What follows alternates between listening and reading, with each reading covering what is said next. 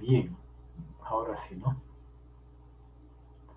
Ya vamos a empezar entonces esta clase diciendo que en el análisis sísmico tridimensional que se puede plantear desde modelos pseudo-tridimensionales y modelos ya estrictamente tridimensionales, la ecuación matricial de movimiento tiene la misma forma. Lo que cambia es la matriz de rigidez, la matriz de masas y, bueno, lógicamente la matriz de amortiguamiento, ¿no? En particular estábamos viendo la matriz de masas en nuestro modelo cuando consideramos el diafragma rígido en su plano, ¿no? El diafragma de losa, ¿no? Entonces, la matriz de masas podía constituirse entonces una serie de submatrices que constituyen la diagonal que ven aquí. A su vez, cada submatriz tiene una diagonal, ¿no?, de 3 por 3, donde tenemos la matriz de rigidez compuesta por la masa translacional en dirección X, la masa translacional en dirección Y de la misma magnitud, lógicamente, y la masa rotacional o momento de inercia de masas polar, ¿no?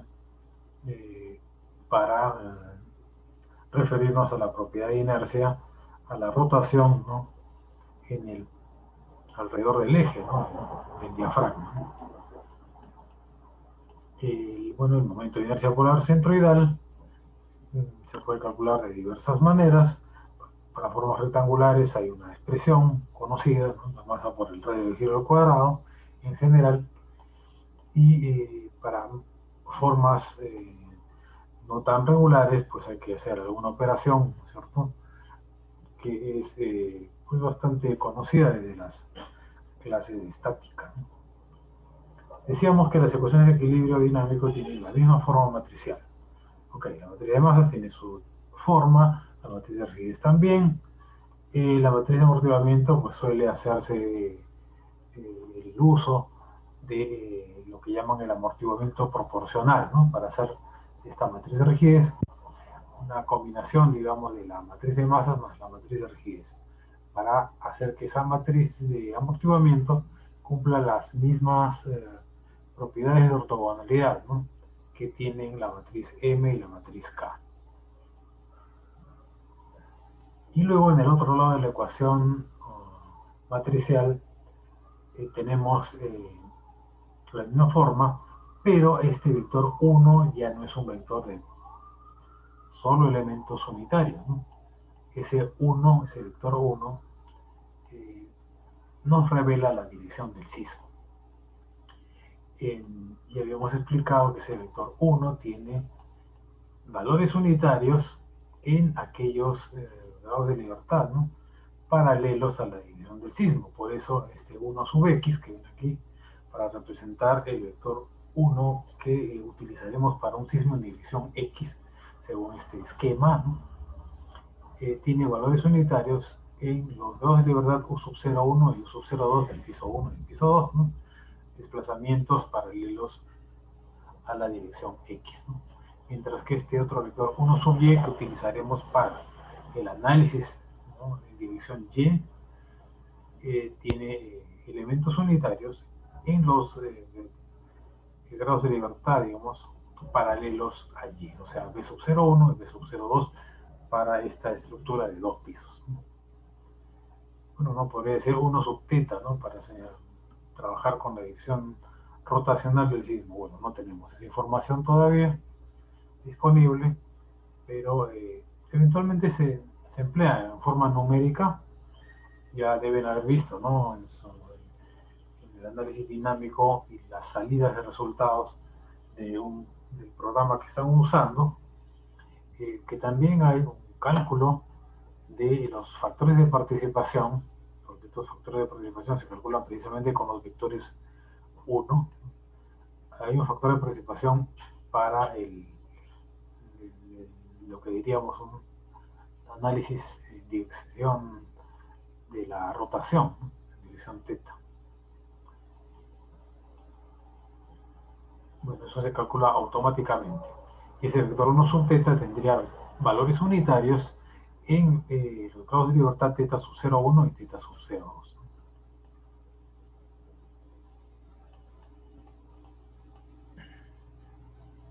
Bien, habíamos visto a continuación este pequeño ejemplo del pórtico de un piso con una planta en L, cuya matriz de rigidez ya habíamos pues, establecido, ¿no? En toneladas por centímetro cada valor de las rigideces que están en esta matriz. Ahora le vamos a añadir la matriz de masas, considerando un peso sísmico de 800 kilos por metro cuadrado, multiplicado entonces por toda la superficie. Tenemos una determinada masa, ¿no? Total que es del orden de 8.81 toneladas segundo cuadrado entre metro, o 0,0881 toneladas segundo cuadrado entre centímetro. A su vez, para esta planta en L se calcula el radio de giro al cuadrado de R sub 0, el radio polar, ¿no? 22 metros cuadrados o 220.000 centímetros al cuadrado, y tenemos la matriz de masas que ven aquí.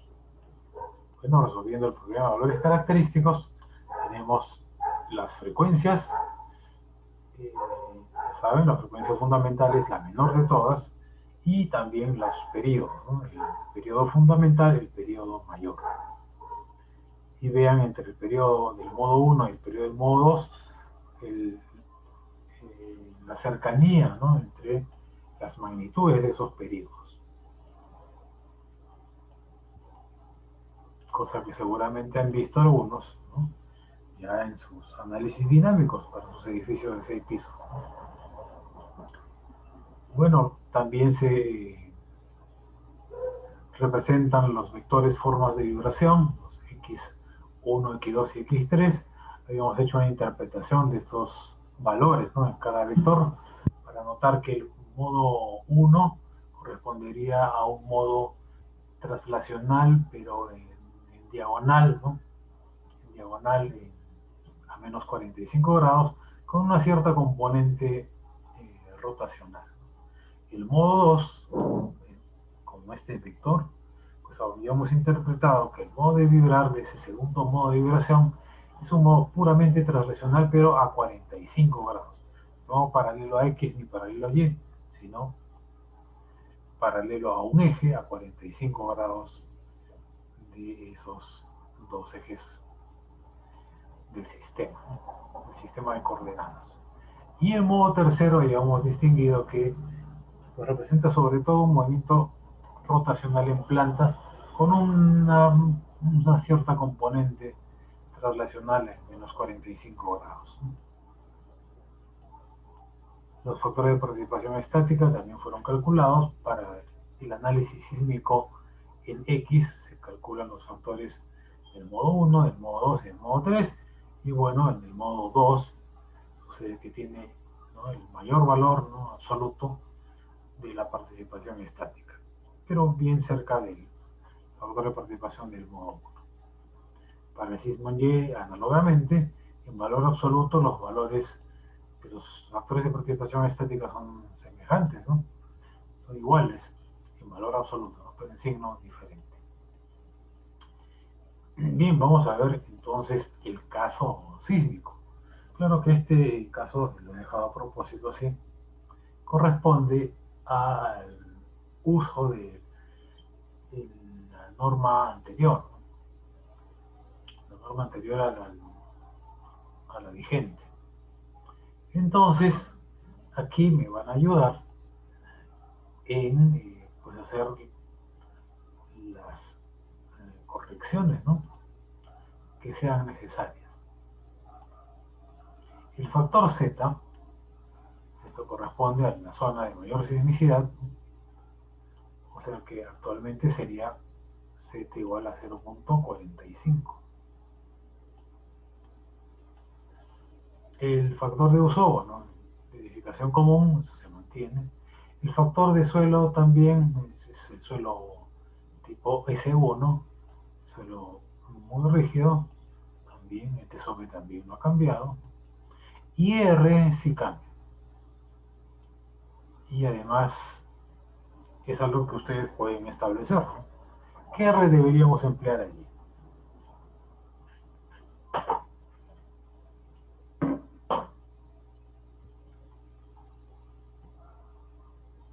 ¿Qué dice el señor Rincón? ¿Qué opina?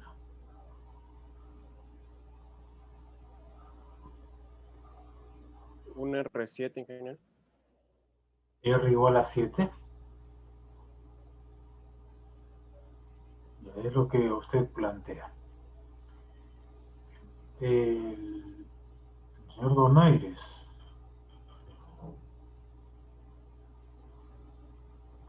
¿qué opina? ¿Está de acuerdo en emplear el valor de 7?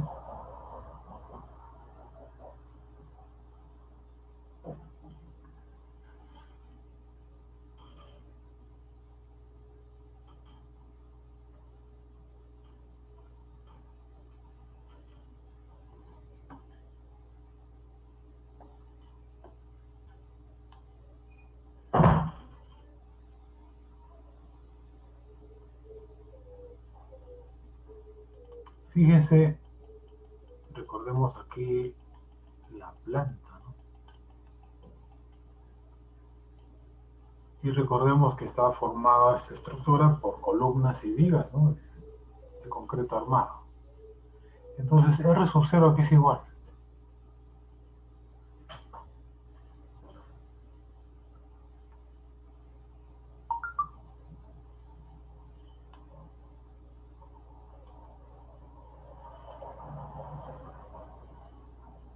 Ingeniero, ¿de qué está compuesto el edificio?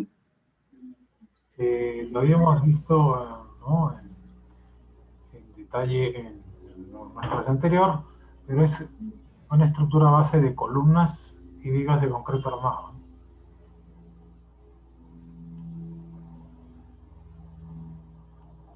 Entonces R sub 0 que sería igual. 8. 8, ¿verdad? Muy bien, 8, ingeniero. perfecto. ¿Qué hay irregularidad estructural? Bueno, en planta no, porque solamente es un piso. Perdón, en elevación, ¿no? Y en planta, ¿qué irregularidad se nota ahí?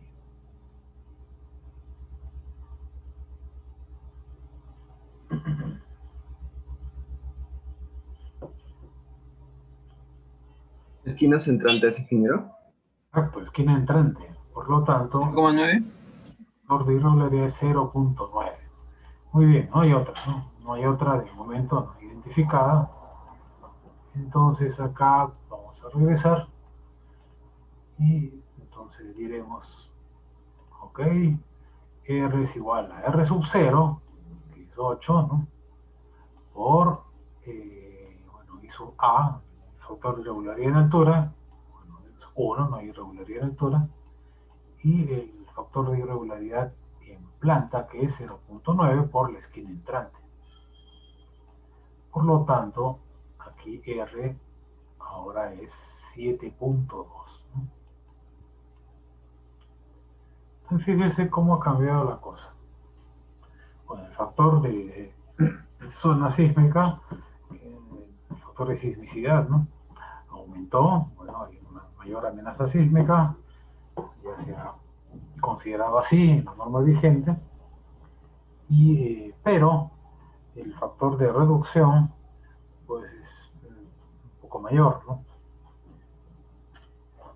¿Qué pasaba? En la norma anterior, desde la del año 97, el 2003, que quedó hasta el 2016, pues estipulaba lo siguiente, que para calcular R, si hacíamos uso de un R sub 0, que era igual a 8, como ahora, pero no había factor de irregularidad en altura ni en elevación. Tan solo había un solo factor de irregularidad. De tal manera que si se detectaba una irregularidad de varias, pues de frente la estructura calificaba como irregular y se le aplicaba un factor de 0.75. De manera que ese 6 que ven allí es el resultado de multiplicar 8 por 0.75. Entonces, bueno, R salía 6. Bueno, entonces ahora en la norma actual, desde el 2016 realmente, pues ya se estipula la irregularidad en altura, irregularidad en planta, y se toma el menor de los valores, ¿no?, que de las irregularidades encontradas, ¿no?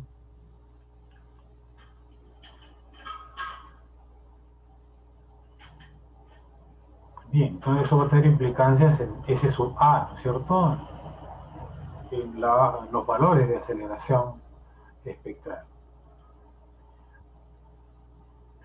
Bien, C sub I ahora.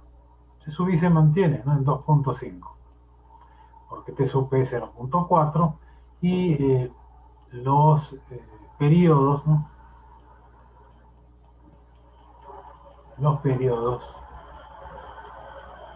andan bien, aquí están, 0.36, 0.355, 0.24, todos valores menores que 0.4, ¿no es cierto?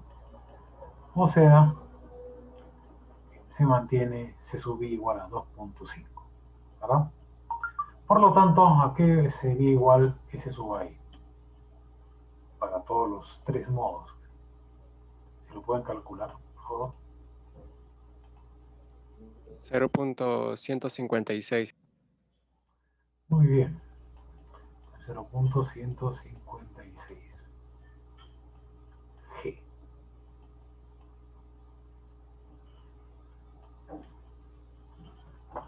Ok.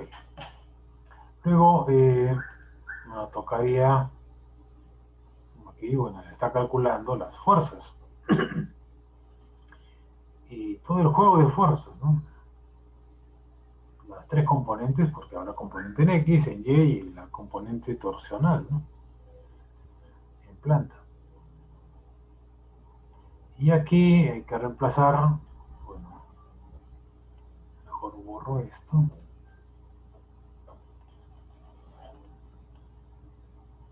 Y aquí para las fuerzas sísmicas tenemos que reemplazar S sub A, ¿no?, el valor espectral, que es 0.156.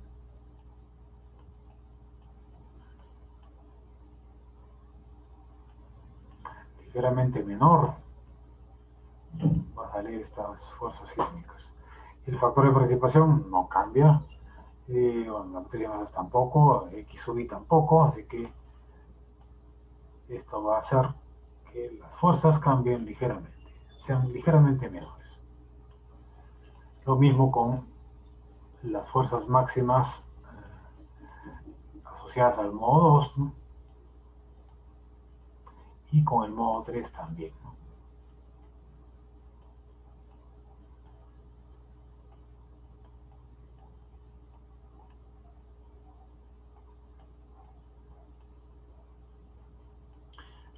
Bien, ¿qué son iguales estos valores? Este 6.91, por ejemplo, ¿cuánto tendría que cambiar?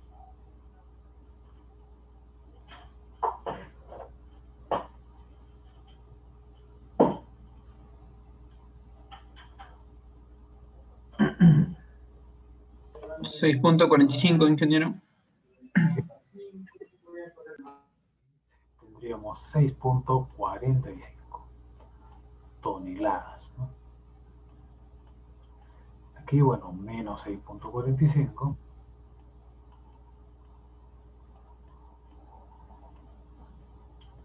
El tercero valor, que sería el momento torsor, ¿no?, el primer piso máximo asociado al modo 1.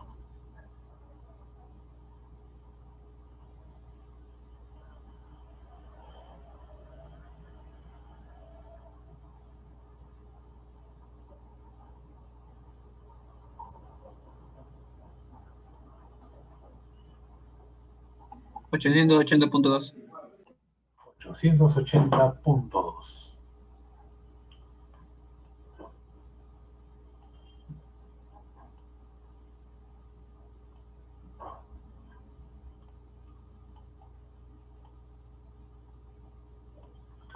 Muy bien. Ahora para las fuerzas máximas asociadas al modo 2. Este 7.20 aquí ahora es igual.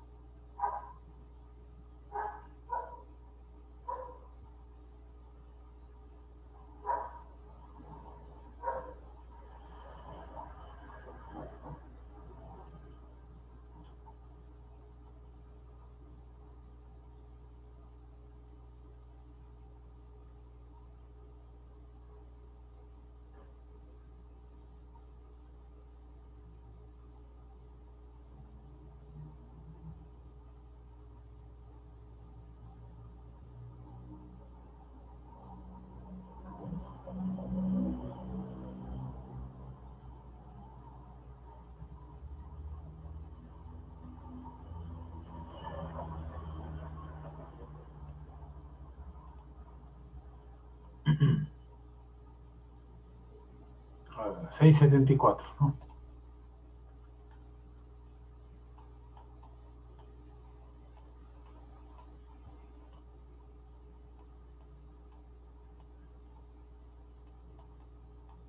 Bien, 674 toneladas. Bien, ahora del tercer modo, las componentes de las fuerzas sísmicas. El 0,31, ¿a qué sería igual? 0,29, ingeniero. 0,29.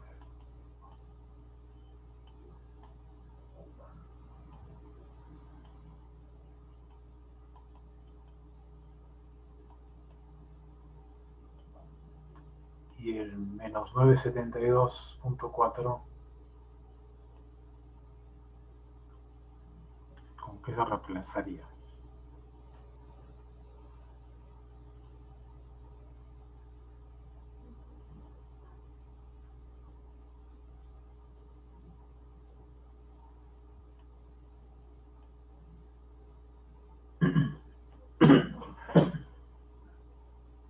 Menos 910.3.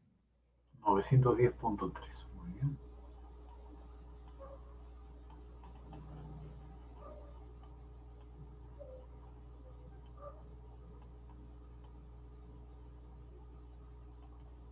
Ok, entonces fíjese, ya tenemos ahí las fuerzas sísmicas en sus tres componentes, ¿no? Fuerzas sísmicas máximas para cada modo, ¿no? ¿De acuerdo? Ahora, bueno, no es necesario calcular todas las fuerzas, al menos para un determinado problema, una determinada situación. Pudiera ser que sea necesario calcular solamente, por ejemplo, la fuerza sísmica en dirección Y, debido al sismo analizado en dirección X, ¿no? Aquí hemos hecho el análisis en dirección X, ¿no? Entonces, ¿qué tenemos que multiplicar, ¿no? Tendríamos que hacer esta operación, ¿no? Multiplicamos, ok, el valor espectral, ¿no?, de aceleraciones, el factor de participación, eso no depende de, ¿no? La masa, bueno, la masa traslacional en dirección Y, ¿no? El valor modal también, ¿no?, en dirección Y. Y eso nos daría este valor, menos 6.45. Esa sería la componente de la fuerza sísmica en dirección Y, ¿no?, debido a un sismo en dirección X, ¿no? ¿Se dan cuenta?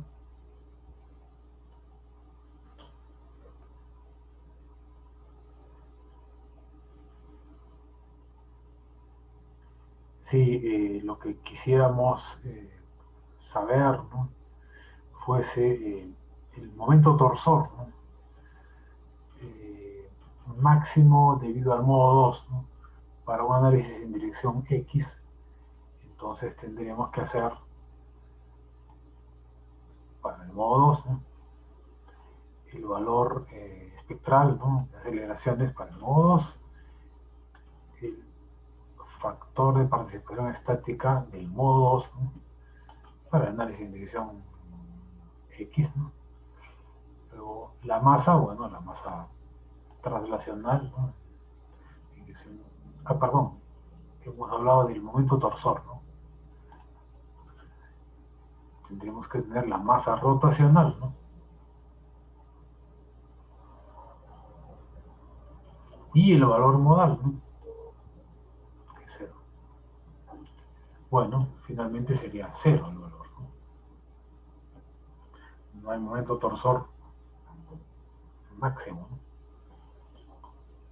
Y en realidad, en general, no hay momento torsor, ¿no? Como ya hemos visto, el modo segundo es un modo traslacional netamente, ¿no?, a 45 grados.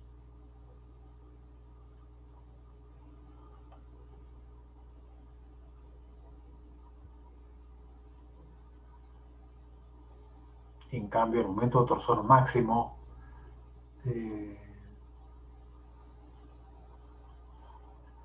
asociado al modo 3, ¿no? Lo que también podríamos llamar la contribución del modo 3, ¿no? El momento torsor sería el valor espectral de aceleraciones para el modo 3, el factor de participación del modo 3 para el análisis sísmico en dimensión X, ¿no? Luego la masa rotacional, ¿no? El valor modal, ¿no? También ligado a la rotación, ¿no? Y eso da como resultado menos 910.3 toneladas por centímetro.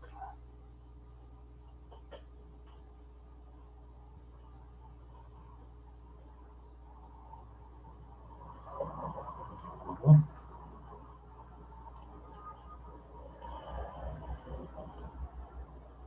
Bien, recordemos algunos de esos valores, ¿no? Aquí no se puede hacer undo, pero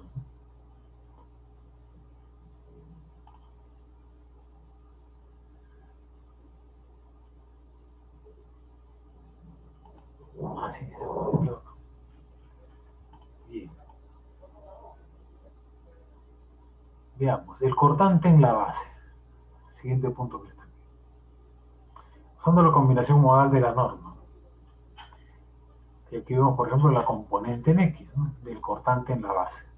Bueno, como es una estructura de un piso, todas las fuerzas sísmicas en ese piso son iguales a las fuerzas en la base, ¿verdad? Por simple equilibrio de fuerzas, ¿no? De modo que la componente en X, aquí es 6.91, hay que reemplazarlo por el 6.45, ¿no? El 7.20 por el 6.74.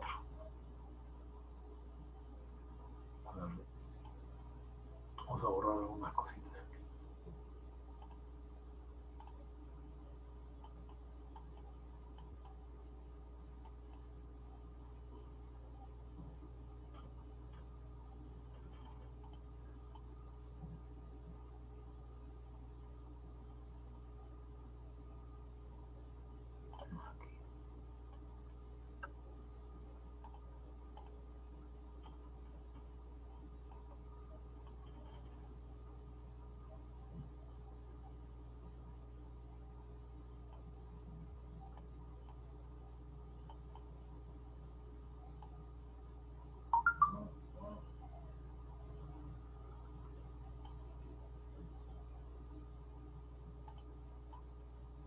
A ver.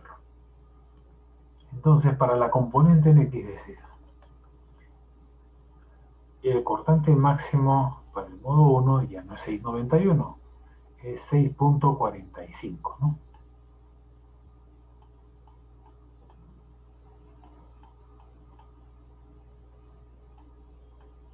El cortante máximo del modo 2 es 6.74, ¿no?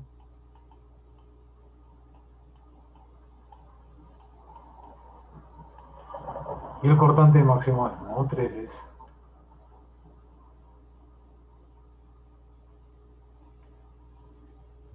0.29.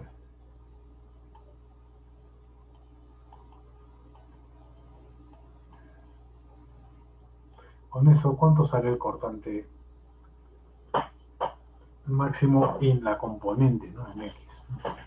Para la componente en X.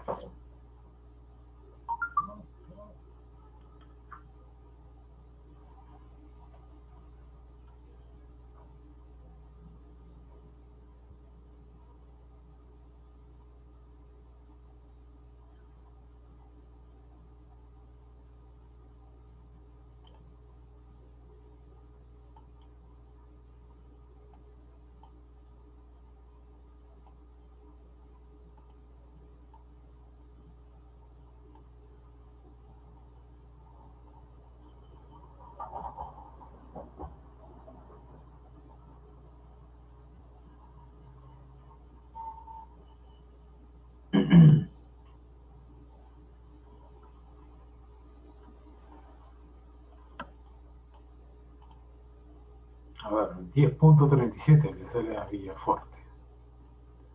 ¿Es correcto? ¿Se comprueba eso?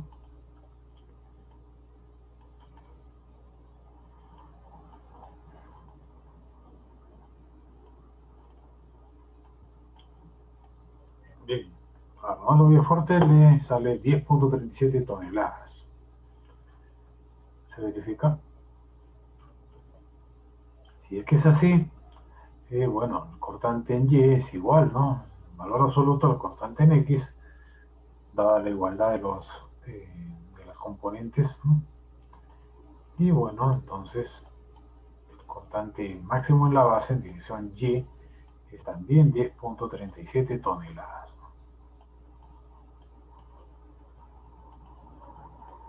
A ver, un momento torsor, ¿no? Ahí está, el momento torsor.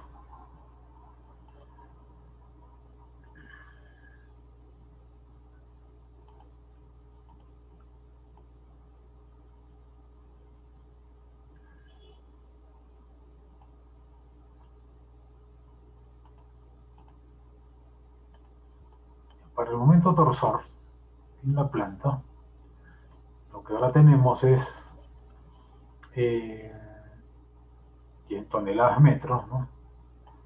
El momento máximo para el modo 1 es, ya no es 9,43, es 8,80, ¿no? Toneladas metro. 8,80. El momento máximo en el modo 2 es 0, ¿no? Y para el modo 3 el momento máximo es menos 9,10, ¿no?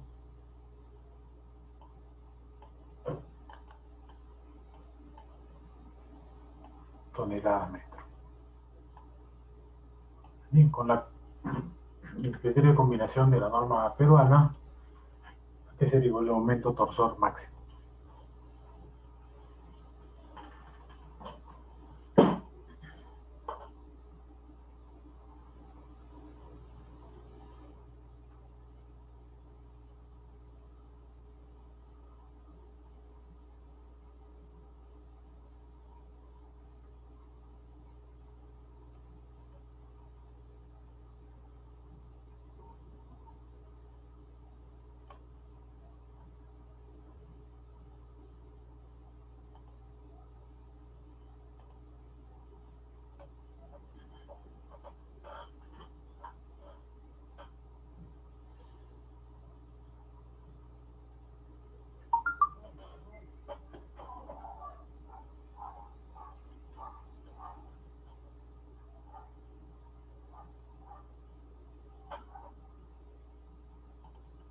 A ver, Anthony Gregorio sostiene que el resultado final es 13,97. Muy bien. 13,97 toneladas metro.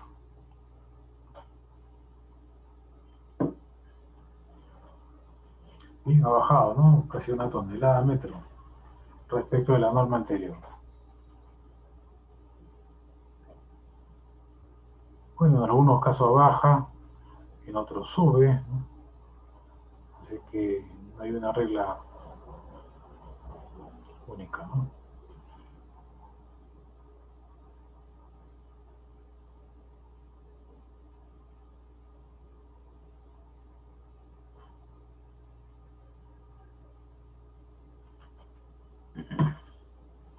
Muy bien, entonces estos son los cálculos, ¿no?, que se hacen, y sobre la masa participante ya habíamos explicado, ¿no?, que representa pues aquella parte de la masa, digamos, que genera el cortante en la base en un modo determinado, ¿no? Se calcula con esta expresión.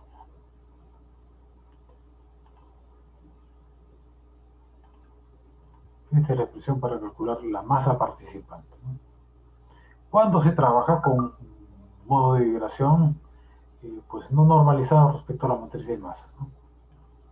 Pero cuando no es así, cuando se trabaja con las formas normalizadas, entonces la masa participante es el cuadrado del factor de precipitación estática, ¿no? Así que es otra manera, ¿no?, de calcularlo rápidamente.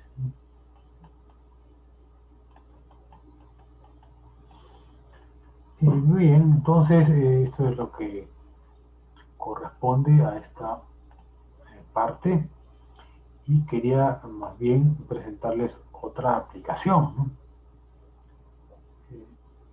Antes de eso, porque realmente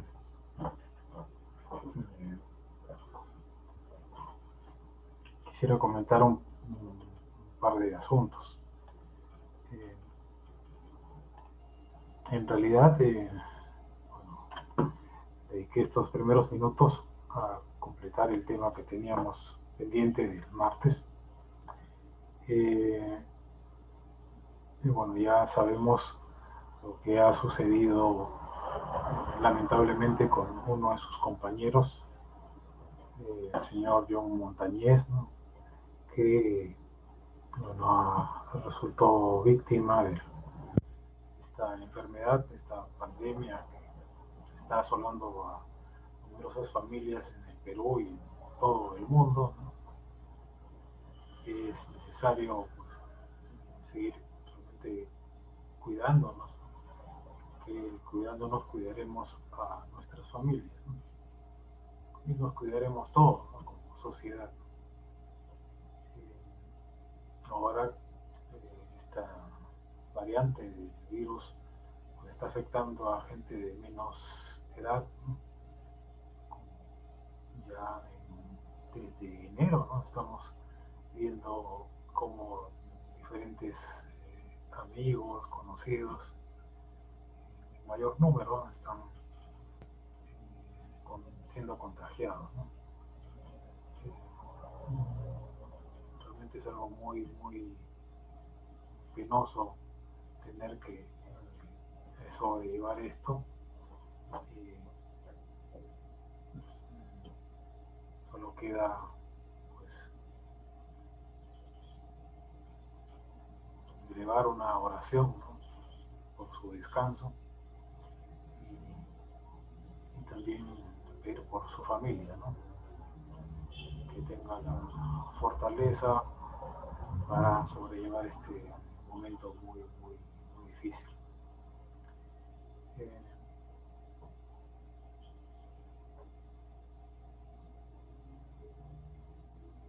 y en ese sentido quisiera pedir un minuto de silencio, ¿no?, por su compañero John Montañez. En ese sentido quisiera pedirles primero que prendan sus cámaras.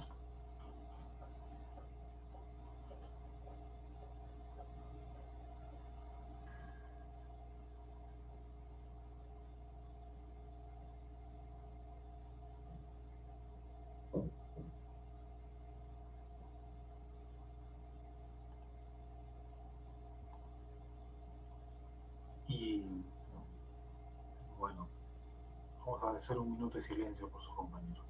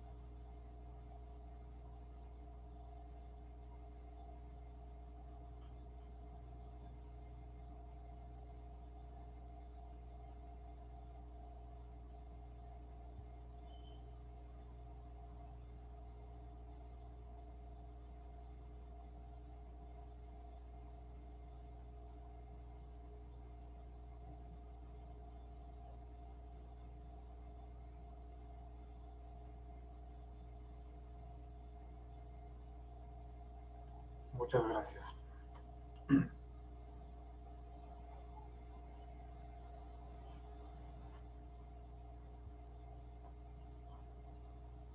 Eh, gracias.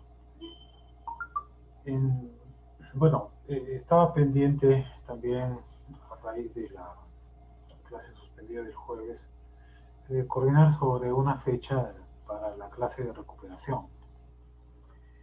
En ese sentido quisiera por favor que coordinen con el delegado Carlos Donaires sobre una fecha y hora para que podamos tener esta clase de recuperación, ¿sí?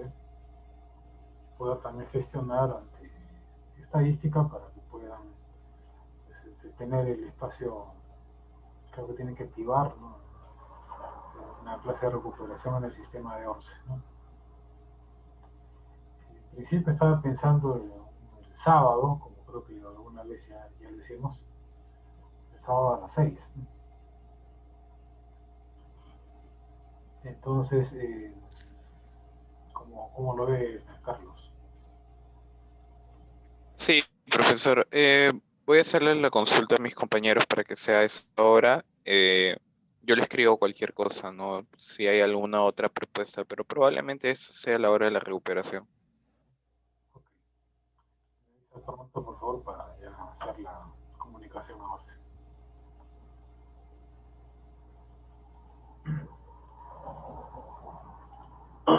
Ok. Pues bien, vamos a mostrar ahora una aplicación que es esta, que ya es para un edificio. Un edificio de 8 pisos, cuya planta se muestra en esta figura. Bueno, es una planta esquemática, tan solo muestra los ejes de la estructura. Y bueno, para este modelo, un edificio de 8 pisos, se realizó pues, un análisis modal, ¿no? Espectral, pseudo tridimensional. Se han obtenido, o se listan, mejor dicho, aquí unas 9 formas de vibración, las primeras 9 formas de vibración. Se conocen, bueno, las alturas de cada piso, las masas de cada piso, la ubicación del centro de masas, ¿no? Y se ha usado el espectro de las normas peruanas para la zona 4, suelo tipo 1, categoría C, edificio común, ¿no? Y configuración irregular de tal manera que R5.4. De su P, bueno, para el suelo tipo 1 es 0.4 segundos, ¿no? Bien, lo que se pide es la distorsión del pórtico del eje E en el segundo entrepiso, cuando el sismo actúa en la dirección Y, debida únicamente a la contribución de los modos 2, 5 y 7.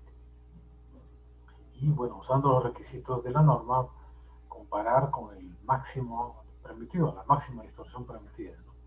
Y bueno, establecer si esa distorsión está dentro del admisible, ¿no?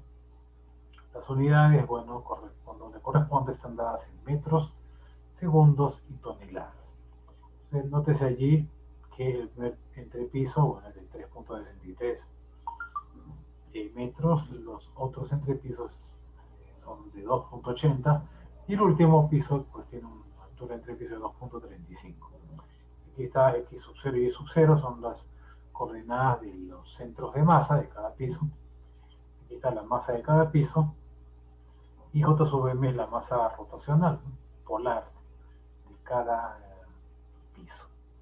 Como ven en esta tabla, el orden está desde el último piso hacia abajo, se va hacia los pisos inferiores, ¿no? Entonces, ¿qué más información hay? Bueno, precisamente los modos de vibración, pero con con un truco. El truco es que los modos no están establecidos, ¿no? En orden, ¿no? Están puestos en forma nominal, ¿no? En forma literal, ¿no? Identificados tan solo con una letra A, B, C, en fin, hasta el modo I, ¿no? Con el encargo adicional, ¿no? De pues identificar cuáles son los modos 1, 2, 3, etcétera, etcétera. Aquí hay 9, ¿no? Identificar esos 9 modos de vibración antes de pues, utilizar precisamente los modos 2, 5 y 7, ¿no? Entonces, este es un asunto bien interesante. Nótese que el análisis se tiene que hacer, decía, en dirección Y. Aquí está, ¿no?, el eje Y. Este es el eje Y. Como ven aquí, mientras que la línea horizontal, digamos, según la pantalla, es el eje X, ¿no? Y el análisis se va a hacer en dirección Y, ¿no? Decíamos, en esta dirección. Y lo que necesitamos analizar es la distorsión del pórtico del eje en el segundo entrepiso. Este es el pórtico del eje, que está en el extremo derecho, ¿no?, de nuestra planta, ¿no?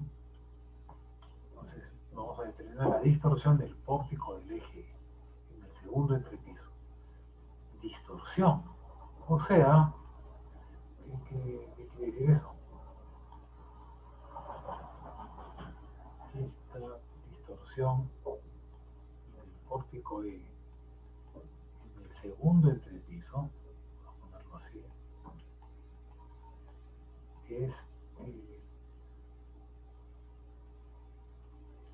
sabemos, ¿no?, que es la diferencia, ¿no?, de desplazamientos del pórtico del segundo piso menos desplazamiento del pórtico en el primer piso, ¿no? Eso es.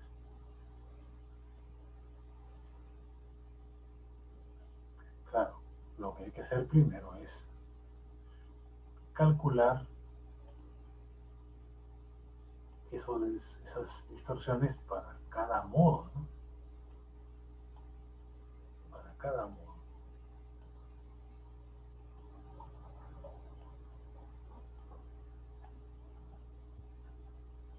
Y luego, con las distorsiones para cada modo, pues aplicar la regla esta de combinación modal de la norma para tener ya el desplazamiento máximo, ¿no?,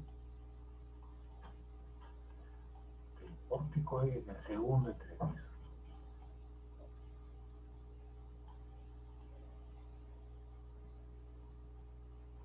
Y todavía más, ¿no?, porque eso que estemos calculando hay que multiplicarlo, ¿verdad? ¿Por cuánto se tiene que multiplicar? Si la configuración es irregular, hay que multiplicarlo por 0.85 veces R, ¿no?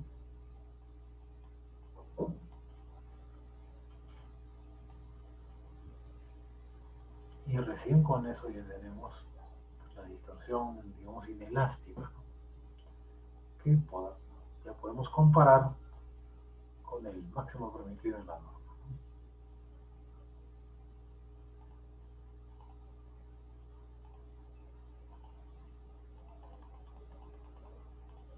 Bien, entonces,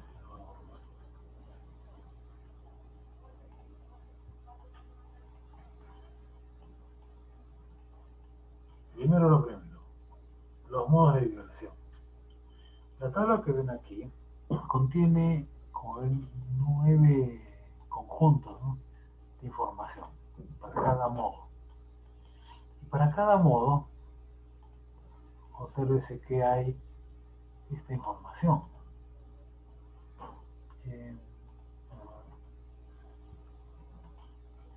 Primero, el periodo, en segundos. No el vector característico, no el X. Ya no es una fila, ¿no?, porque hay el componente en Y, es U, componente en X es U, componente en Y es V, y componente rotacional, teta, ¿no?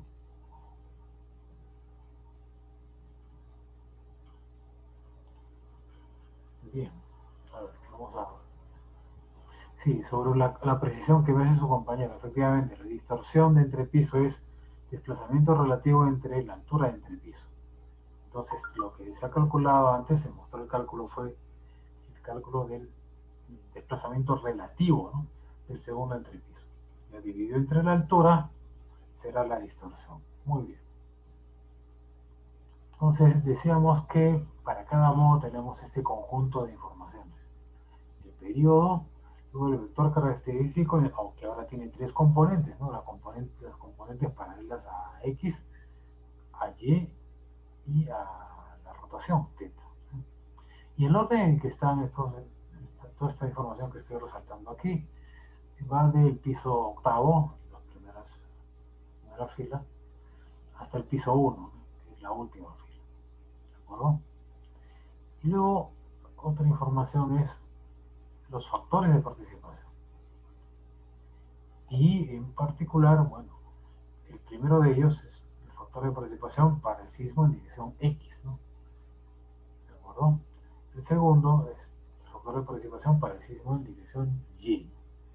Y el tercero, bueno, calculado automáticamente, el factor de participación por si el sismo, hay una componente del sismo en dirección θ. Pero aun cuando no se utilizara para esos fines, sí es bien útil para establecer, lo habíamos visto en la clase anterior, si el modo de vibración es rotacional, ¿no? O translacional en una determinada dirección con alguna componente rotacional. ¿De acuerdo? Y como ven, toda esta misma serie de informaciones es típica para todos los modos. Entonces, lo primero, vamos a determinar cuál es el modo 1, cuál es el modo 2 y el modo 3. Vamos a checar esto. Espero que se pueda ver. Entonces, se ven las primeras filas. Pero aquí están los demás. Pero realmente entre la primera y la segunda fila tenemos el modo 1 y el modo 2. ¿Cuál es el modo 1? El modo fundamental.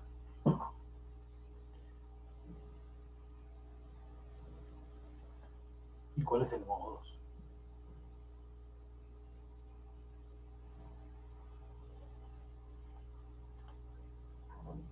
A ver, Príncipe dice que el modo 1 es el modo A y el modo 2 es el modo B. ¿Sí? Debo entender que esa es su respuesta. El modo 1 es el modo A y el modo 2 es el modo B. ¿Es correcto? ¿Están de acuerdo? ¿O hay alguna opinión diferente? A ver, Gregorio dice que el modo 1 es el modo B y el modo 2 es el modo A. Ajá, es una opinión diferente. El modo 1 es el modo B y el modo 2 es el modo A. ¿Están de acuerdo todos con esa respuesta?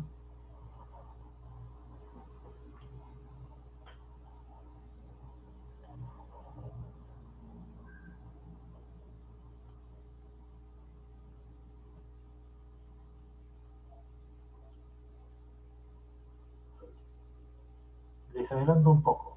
La respuesta que dio su compañero Gregorio, la primera de ellas es correcta, pero la segunda no. El modo 2 es el modo E. Ajá. Ahora sí ya, el señor Gregorio se retractó. A ver, Mario Márquez dice que el modo 2 es el modo H. Ya, okay. No, eso no es correcto. A ver, el Príncipe ahora dice que el modo 1 es el B, el modo I es el 2, así como el señor Gregorio. Muy bien, entonces el señor Príncipe y el señor Gregorio coinciden en señalar que el modo 1 es el modo B y el modo 2 es el modo E. Sí, pues, y esa es la respuesta. ¿Por qué razón? ¿Cómo se define el orden de los modos? En función al periodo, ¿verdad? Exactamente. De mayor a menor periodo. Entonces, muy bien. Así es. Entonces, tanto Príncipe, Zacarías, Villafuerte, ¿ok? Entonces están de acuerdo con el criterio. Entonces, a partir del valor de los periodos se determina cuál es el predominante y cuáles son los que le siguen. Entonces el modo B es el modo 1. El modo 2 es el modo E. El modo 3, yo creo que ya no está aquí, me parece que está aquí más abajo, el modo C, ¿verdad? Con el valor .2686 segundos. Entonces el modo, vamos a bajar un poquito esto. Ahí está. C, A, ¿no? Un poquito más. Ahí. Ya. Esto, a ver. Decíamos, el modo B es el modo 1. Okay. El modo E es el modo 2. ¿No? El modo C, ¿no es cierto? Es el modo 3. Ya. El modo 4 es el D, me parece. ¿Sí? Luego el modo 5 parece ser el A.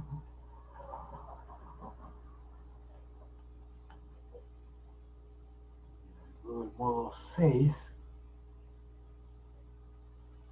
creo que es el F, ¿no? El 7 es el G, ¿no? El 8 es el H, ¿no? Y el 9 es el I. Sí, ¿no? Ok. Entonces, bien, identificados están. Y ahora se quiere hacer el análisis en dirección Y, ¿no? Entonces, utilizando los modos 2, 5 y 7. Entonces, los factores de participación que vamos a emplear, ¿no? Están allí, ¿no? 2, 5 y 7.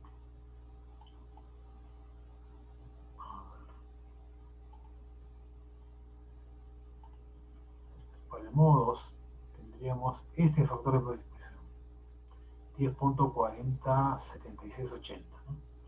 Para el modo 5 sería este, 2.544637. Para el modo 7 este valor, 4.30, bueno, menos 4.332953, ¿no es cierto? Bien, y aun cuando no se les diese los modos de vibración a utilizar, también realmente ustedes pueden establecer cuáles son los modos de vibración más importantes para el análisis en división Y. ¿A partir de qué? A partir del factor de participación, precisamente, ¿no? A partir de los factores de participación para las componentes en Y. Como ven aquí, el modo 2 de vibración tiene un factor de participación bien grande en la componente en Y, ¿no? Y fíjense el modo 1. El modo 1 tiene un factor de participación bastante grande en X, ¿no? ¿Qué quiere decir esto? Que este modo 1 es predominantemente traslacional, ¿no? En dirección X. El modo 2, al contrario, tiene su componente rotacional, claro, pero sobre todo es traslacional en Y, el modo 2. El modo 3, donde está más abajo, fíjese que el modo 3 tiene un factor de participación bien grande en la componente rotacional. Entonces seguramente el modo C es predominantemente rotacional.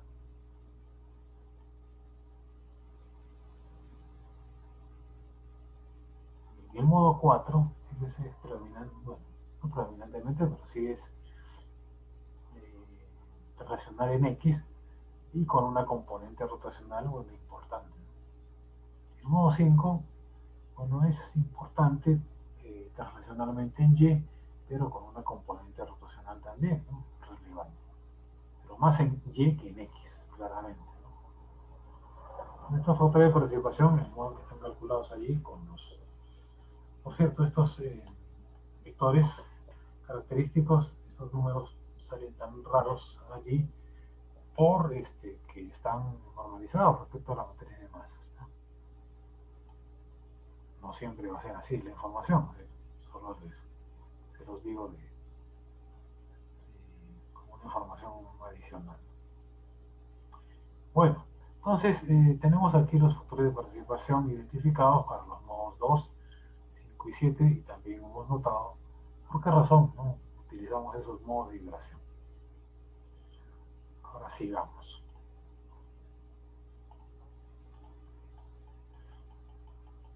A ver, entonces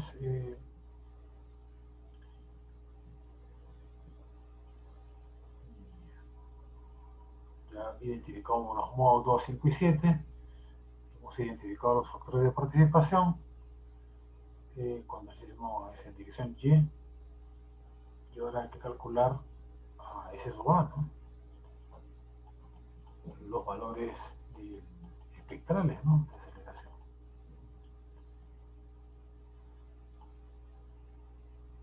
Bueno, aquí están precisamente los modos de vibración ya identificados, ¿no? El modo 2, el modo 5 y el modo 7. Entonces, bueno, tenemos para el modo 2 el periodo, la frecuencia, lo mismo para el modo 5 y para el modo 7. Luego los factores luego los parámetros, ¿no?, para calcular los valores espectrales de aceleración. Z, U, S, R, T sub P 0.4, y con eso pues calculamos lo que necesitamos. Veamos. ¿Qué otra información se ha extraído de aquí? Las formas de vibración, ¿no?, para el nivel, para el piso 2 y para el piso 1. Entonces, fíjese lo que se ha extraído. Como necesitamos los valores modales del piso 2 y del piso 1 para los desplazamientos, ¿no?, entonces lo que se ha hecho acá es extraer, ¿no?, toda esta información, esta, del piso 2 y del piso 1 para el modo 2. Y esa información es la que está aquí, ¿no?, ¿de acuerdo? Luego para el modo 5, perdón, esta información del piso 2 y del piso 1 está aquí. Y para el modo 7, esta información del piso 2 y del piso 1 está aquí. ¿De acuerdo? Muy bien. Luego ya hemos identificado los factores de participación, ¿cierto?, para el análisis en dirección Y. Que si hubiera sido el análisis en dirección X, lógicamente no se va a utilizar esos factores, ¿no? Se utilizarían estos. Estos serían los factores a utilizar para el análisis en dirección X. Nótese que los valores son pequeños, ¿no? Entonces seguramente saldría algún desplazamiento bien bajito, ¿no? Porque, bueno, para el análisis en dirección X, ese pórtico E pues no se desplaza mucho, ¿no?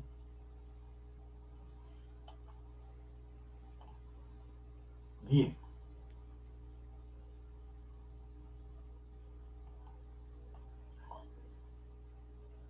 Además he extraído los factores de participación, decíamos, ¿no? Ya están aquí. Luego los coeficientes C, ¿no?, es 2.5 para todos los tres modos. Con eso se calcula S sub A, con sux entre R por G. Y tenemos estos valores. ¿Sí, no? ¿Se ve? Entonces, a ver. Entonces, los valores de S sub A para cada modo calculamos con el producto, ¿no? El factor de zona 0.45, factor de uso 1, C, S sub I, ¿no?, modo. Pero para todos los modos es 2.5, ¿no? El factor de suelo es 1, ¿no? Entre R es 5.4, ¿no? Y por G, que es 9.81. Con eso va a salir para todos los tres modos que estamos analizando aquí, 2.044 metros por segundo al cuadrado. Y bueno, calculamos S sub D, ¿no? Que es igual al valor espectral de pseudoaceleraciones absolutas entre el cuadrado de la frecuencia circular del modo I. Y por eso es que aquí se calcularon para el modo 2, ¿no es cierto? Estas frecuencias circulares. ¿De acuerdo? Y con eso, entonces, encontramos S sub D, ¿no? En metros, ¿no? Que está aquí.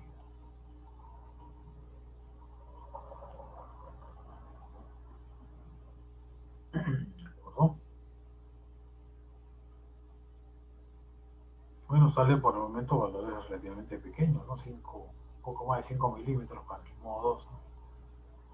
Y menos de 1 milímetro para el modo 5 y el modo 7. Pero bueno, tenemos entonces S sub D. Entonces, ¿cómo calcular el desplazamiento primero del centro de masa, ¿no? No olvidemos que en el modelo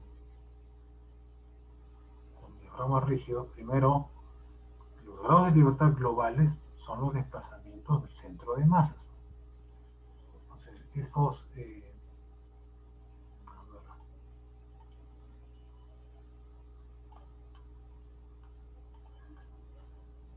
U sub 0, V sub 0 y θ sub 0 son los desplazamientos del centro de masas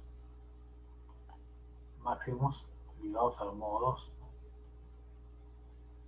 ¿De acuerdo? Luego, para el modo 5, vamos a calcular los desplazamientos del centro de masas máximos, ¿no? Del segundo piso y del primer piso. Y con la diferencia tendremos los desplazamientos relativos. ¿De acuerdo? Y para el modo 7, análogamente, ¿no? Hay que calcular los desplazamientos del centro de masa, ¿no? Entonces, ¿cómo tener esos desplazamientos? Bueno, en general, ¿no? Se acordarán ustedes que el desplazamiento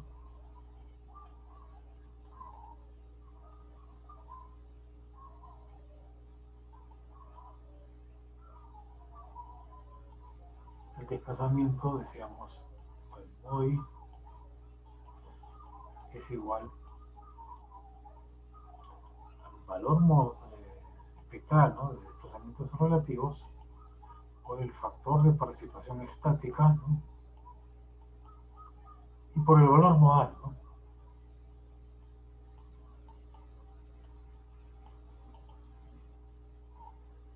Para un piso J, digamos esto, ¿no?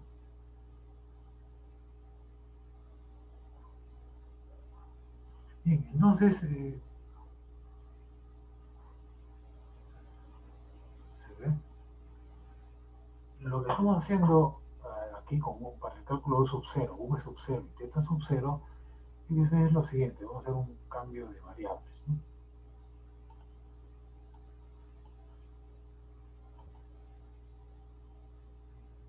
Haremos lo siguiente. Aquí pondremos U sub 0 para el piso J, para el modo I, ¿no?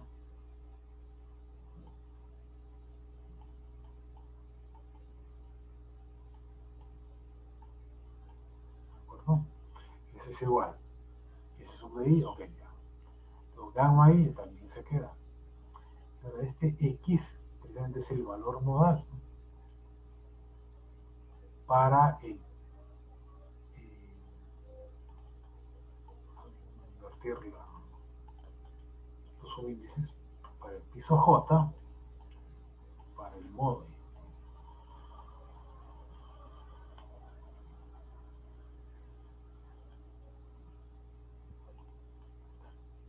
B sub 0. La componente en Y, ¿no? De desplazamiento del centro de masas. El piso J para el modo I. Bueno, esto sería igual también, ¿no? Valor espectral de desplazamientos relativos. El modo I. El factor de participación estática para el modo I. Y luego la componente, ¿no? La componente en Y del vector forma modal, ¿no? En el piso J para el modo I.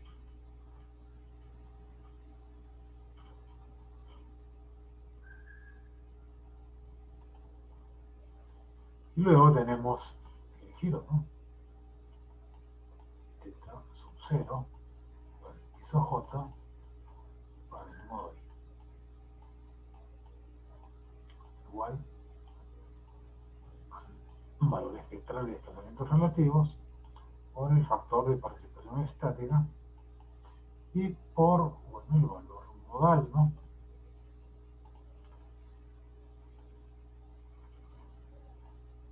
Para el piso J y para el modo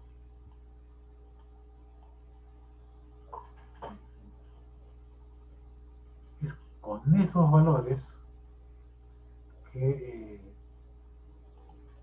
han sido calculados estos resultados que ven aquí.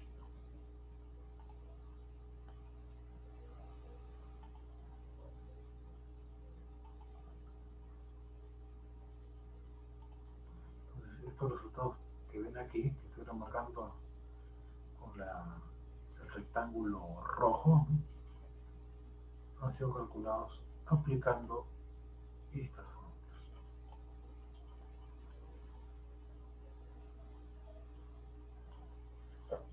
Para el modo 2, entonces, ¿qué empleamos?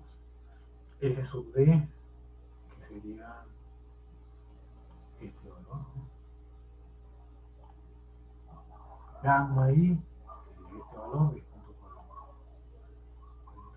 10.4768, y el respectivo valor modal, ¿no? Este, cambio de color, con este valor modal calculamos este. Y así sucesivamente. Con este valor modal calculamos este otro. La componente en Y. Con el anterior se calculó con la componente en X. Con este la componente rotacional del desplazamiento del centro de masas. Y análogamente para el piso 1. Todos estos tres valores se utilizan para el cálculo de las tres componentes del desplazamiento del centro de masas. ¿De acuerdo? Esos son los desplazamientos del centro de masas. Todavía no son los desplazamientos laterales del pórtico E, que es lo que necesitamos, ¿no? ¿De acuerdo? Entonces, veamos la planta del problema, aquí, ¿no? En el piso 2 y en el piso 1 el centro de masas está casi en el medio, ¿no?, del rectángulo.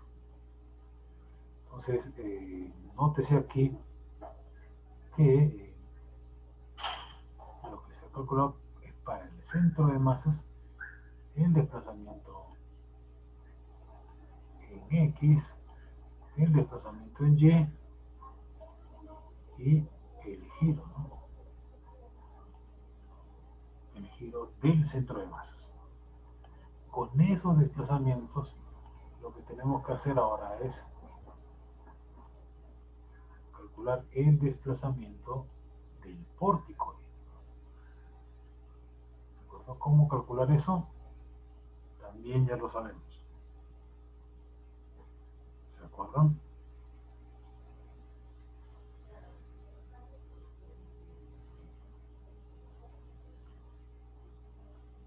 Veamos. Vamos a salir de aquí y mostrar otra, otra pantalla.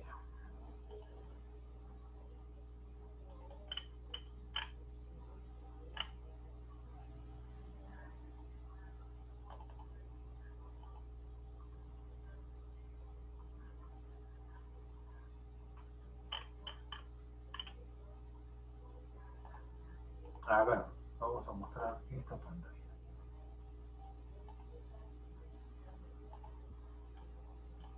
En este documento, que ya tienen todos, que es este, documento del análisis dinámico, en la parte de el análisis pseudo tridimensional, tenemos como parte del procedimiento, aquí está, esto. En la determinación de la rigidez de cada pórtico para transformarlos a los grados de libertad globales, lo que tenemos que hacer es establecer una relación, ¿no?, entre el desplazamiento lateral del pórtico I en el piso J en base a los desplazamientos del centro de masa, ¿no? Entonces, aquí está, ¿no? ¿Y cuál es la ecuación que vamos a emplear? Pues esta, ¿no? Porque aquí tenemos presente la relación entre el desplazamiento lateral del pórtico I en el piso J con los desplazamientos, ¿no?, del centro de masas U sub 0, B sub 0 y θ sub 0. Estos U sub 0 y B sub 0, B sub 0 y θ sub 0 son los que acabamos de calcular, ¿no?, con S sub D, gamma y el valor modal, ¿no? Pero con estos tres ya podemos calcular U sub I J. ¿De acuerdo? Para eso hay que calcular a su vez esto, ¿no?, la distancia del centro de masas al eje del pórtico, con esta expresión. ¿Sí? Entonces, ahora sí, regresemos.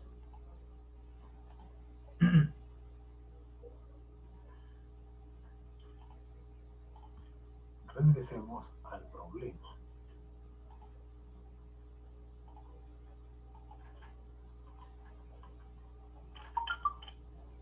Aquí está.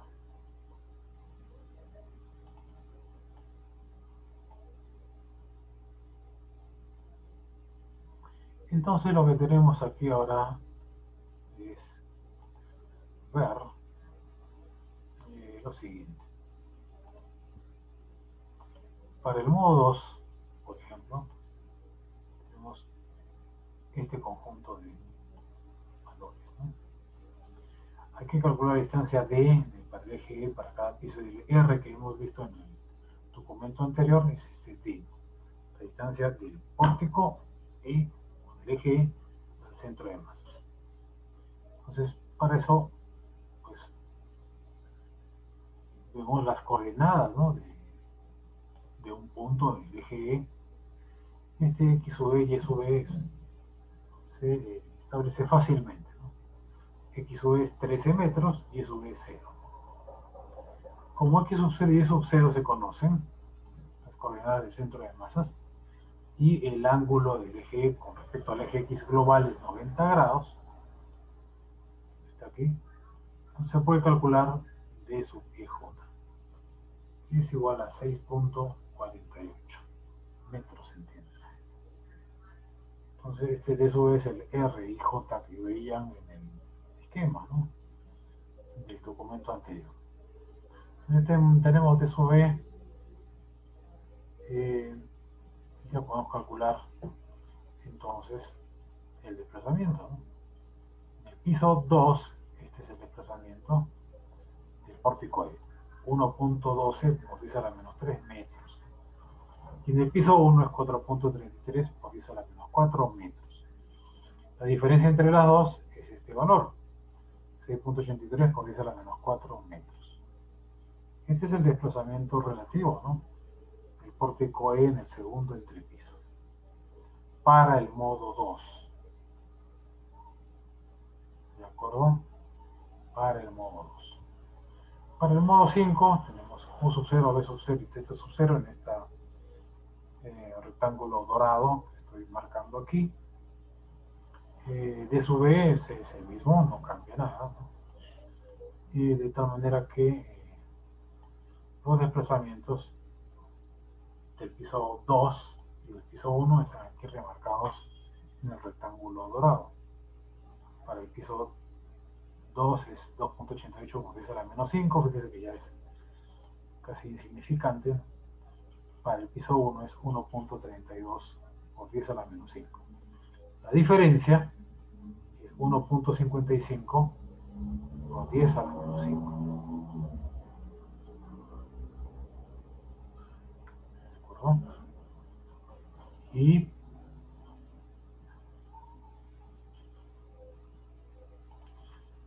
para el modo 7 tenemos U sub 0, B sub 0 y teta sub 0 aquí, calculados previamente. D sub 0 se mantiene, lógicamente, y con eso se calculan los desplazamientos para el piso 2 y para el piso 1 del pórtico E. Para el piso 2 sería 1.44 por 10 a la menos 4, y para el piso 1 sería 8.30 por 10 a la menos 5. La diferencia, 6.11 por 10 a la menos 5. Valores relativamente pequeños, ¿no? Y entonces, combinando con la regla de la norma peruana, tendríamos este valor, 0.0007045 metros. En centímetros, es 0.07 centímetros, ¿no? 0.07 centímetros. Bueno, sin embargo, ya saben que este es el desplazamiento calculado con las fuerzas reducidas, ¿no? Hay que tener el desplazamiento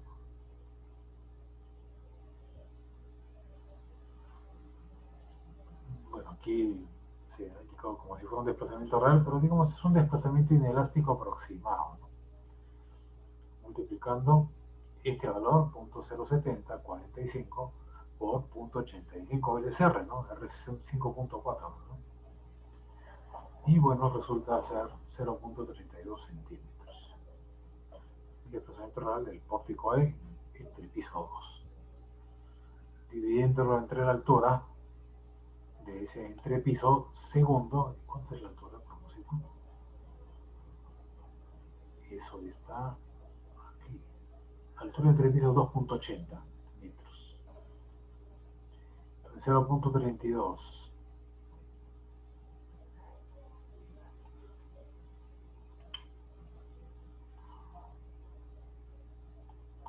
0.32 entre 2.80 o 280, mejor dicho, centímetros, sale pues este valor, 0.00115. Un pequeñito, ¿no? Porque el límite es 0.007. Entonces la distorsión pues no excede el valor admisible, ¿no?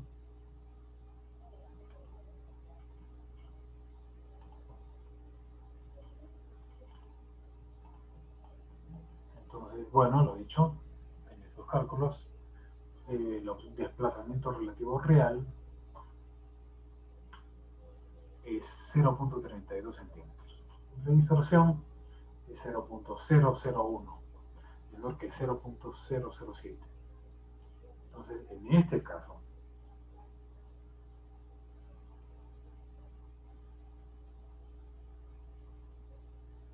caso, para el segundo entrepiso, pues, y para ese pórtico, la estructura está dentro de los límites admisibles. No la estructura, sino el pórtico, ¿no?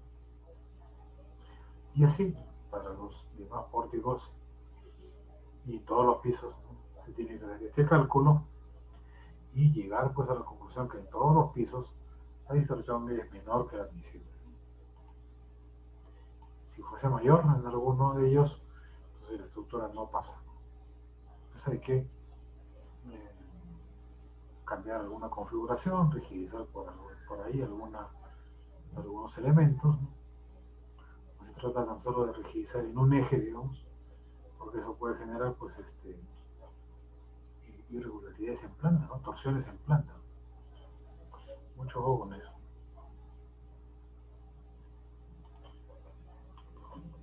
Bien, entonces, ¿alguna pregunta?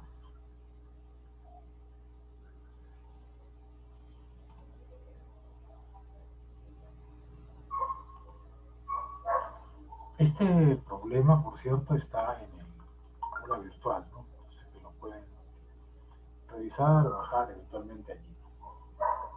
Creo que ya lo hemos desarrollado en detalle. Muy bien. Entonces, bueno, si no hubiera una pregunta,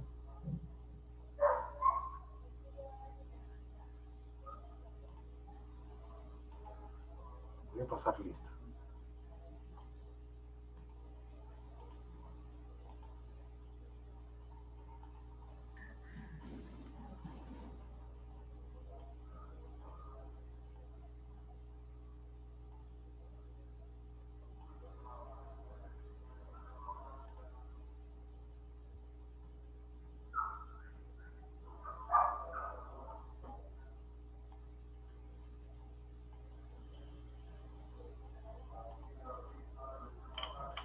Julio Altamirano, Presente, ingeniero.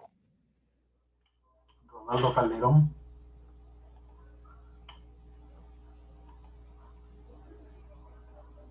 Eduardo Centeno, Stalin Champa, Presente, ingeniero.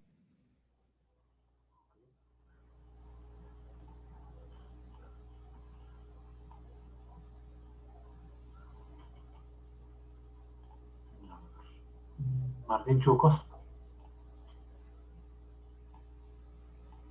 Gabriela Cosío, Johnny Cristóbal, Carlos Donaires, Presente, ingeniero. Pedro García,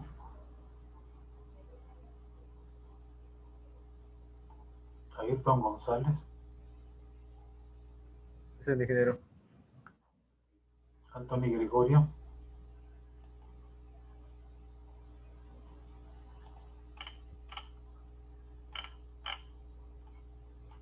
okay.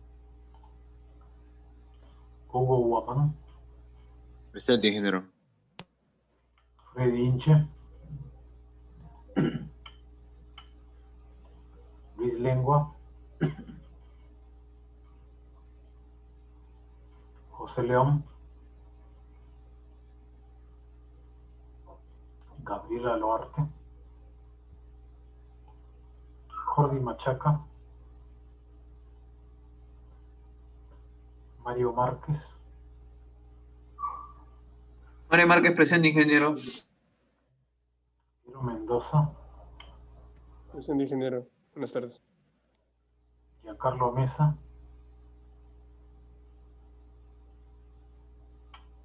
Sebastián Montes,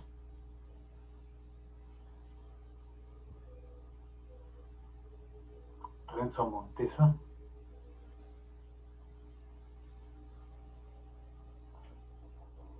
Vilma Moreno, Moisés Obando,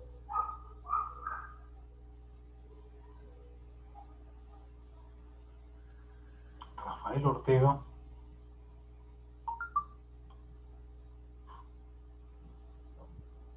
Luis Príncipe, Presente, ingeniero. Rafael,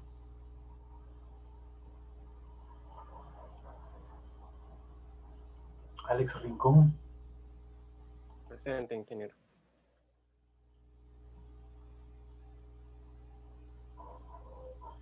Ricardo Rojas, Edwin Sánchez, Presente, ingeniero. Carlos Zulca, Diego Presente, Suyón, ingeniero. Diego Suyón, Edson Ticacala, Yul Timoteo,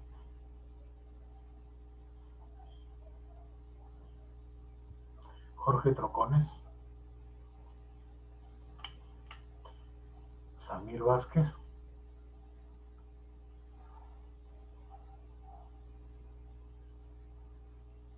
Rodrigo Vega, Presente, ingeniero. Ronaldo Villafuerte, Presente, ingeniero. Jonathan Villalba, Presente, ingeniero. Cristian Zacarías. Presente, Zacarías, ingeniero. Buenas tardes. Buenos días. Bien.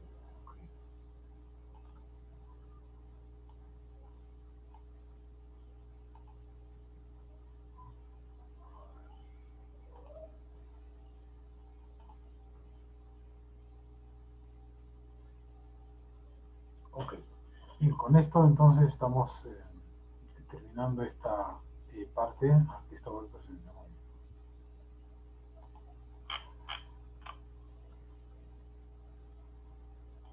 Muy bien. Esta parte del análisis dinámico pseudo-tridimensional, y han visto que varias variables que están allí, los factores de participación tridimensionales, los modos de vibración también tridimensionales,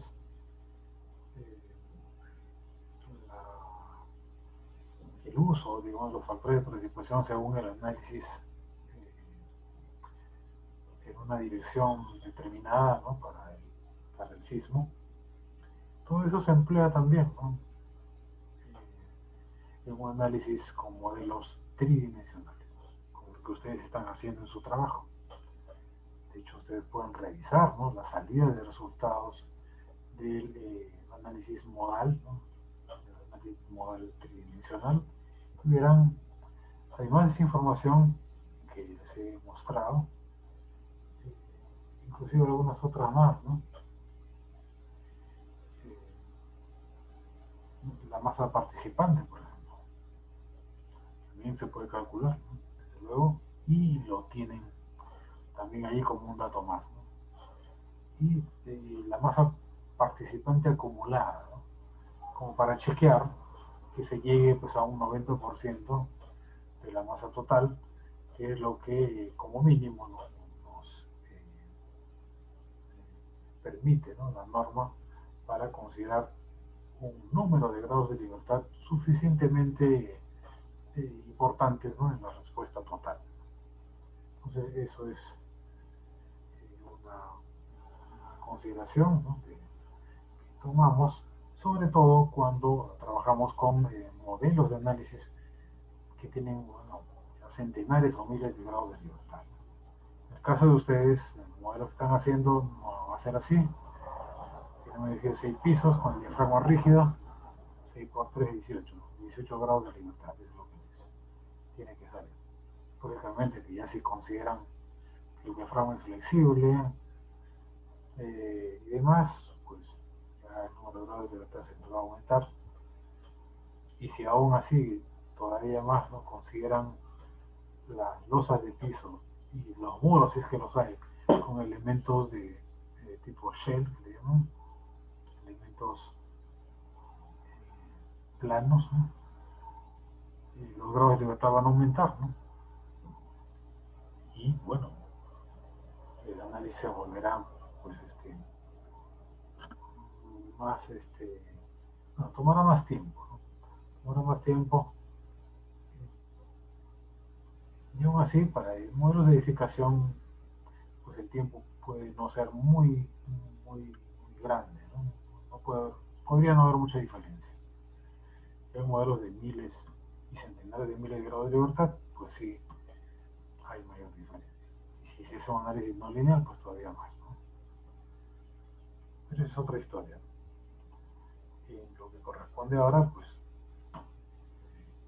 estamos cubriendo lo que corresponde al análisis sísmico con modelos cercanos a lo tridimensional, pero con varios de los aspectos que hemos visto aplicables al análisis tridimensional.